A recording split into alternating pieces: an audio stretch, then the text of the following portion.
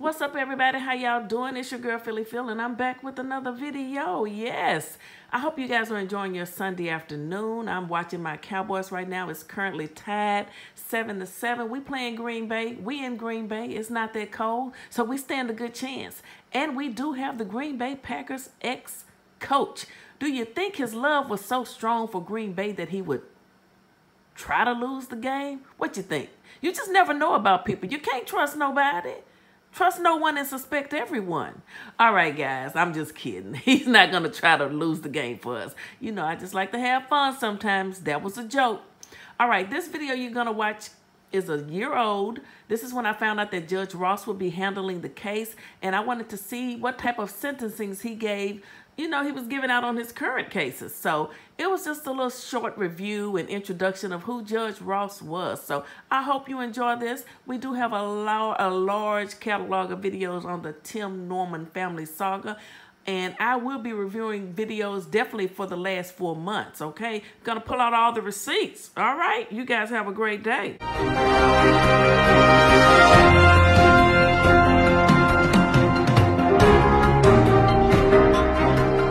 What's up, guys? Welcome back to another episode. Keeping it real with your girl, Phylly. How y'all doing? How you doing? Okay, you guys saw the title. We're just going to discuss. I wanted to find out a little bit about the judge that'll actually be handling Tim Norman and Crew's trial, okay? And that's Judge Ross. A little bit about Judge Ross. He's a federal judge for the United States District Court for the Eastern District of Missouri. He was nominated by President Barack Obama in December of 2010. Prior to becoming a federal judge, Judge Ross was a circuit court judge for the 21st Circuit Court in Missouri. So that's just a little bit about Judge Ross. So I dialed in this morning. He had a Zoom hearing for a defendant. It was his sentencing. Everything else had been done. Now, this defendant was charged with he was a felony in possession with a firearm. So he was already a felon, and he was on parole, and he was caught with the firearm. So the judge just went over all the preliminaries and made sure the defendant understood the Zoom calls and all that good stuff. And then he told him that, you know, this was sentencing, and his sentencing would be based on determining a guideline range for the punishment. And he told him that this is done by determining a total offense level and criminal history scoring category. He said, as well as any prior record of criminal convictions.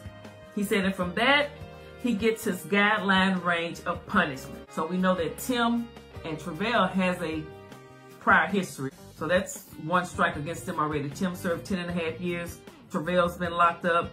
Wally, I'm not sure if he actually has a criminal history, but hey, I'm sure if they dig into some of his insurance policies, you just never know. And Terica, I think was arrested for something, but it was minor. So then Judge Ross said that there's an advisory committee that gives guidance to the court, but that the court does not have to follow those guidelines, the guidance as far as giving out the sentence.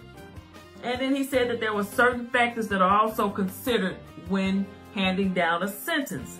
And he said that there's a series of factors. One being the nature and circumstance of the offense, and that the defendant pled guilty to the crime, as well as the history and characteristics of the defendant. So, history and characteristics of the defendant. Tim, he did time for, what, 10.5 years?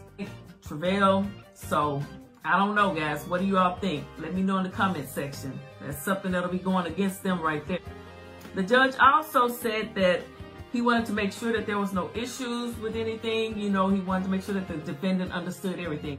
He then told him that his total offense level of this case, the judge found it to be at a 19. And the judge said that the defendant had a criminal history score of a 7. And that put him at a criminal history category of a 4. Yeah, he was throwing out a lot of numbers. I was trying to keep up. He then said the guidance range for this crime was 46 to 57 months, guys. Yes, that's what he told him. He said that the guidance range for that crime was 46 to 57 months. And this defendant also has an open case with St. Louis County. And the judge said that what he would do, he would run this concurrent with that crime. You know, however he's found. We don't know the outcome of that yet. And concurrent sentence It's the sentences that may all be served at the same time with the longest period controlling. So the judge may sentence concurrently out of compassion, plea bargaining, or the fact that several crimes are interrelated. So he was showing a little compassion there, okay, letting them run concurrent. So that was pretty much it with that case.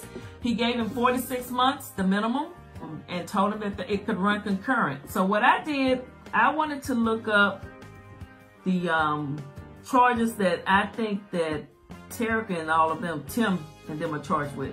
And you see here, I'm thinking, what, murder 1 first degree, capital murder? Murder 1 first? I don't think it'll be anything like second degree. For Phyl and Tim, you know, I don't know what they're gonna do with Terica, but it looks like it's life, no parole, you know, that we know they're not gonna get the death penalty, and that's 100%. This is all I can find on that. So you guys let me know what you think. That's what I found out. This judge, he was appointed by Barack Obama. He seems to go pretty much by the book, but he did show a little compassion for this defendant to date in that sentence. All right, guys, thank you guys for watching. I hope this was helpful to you.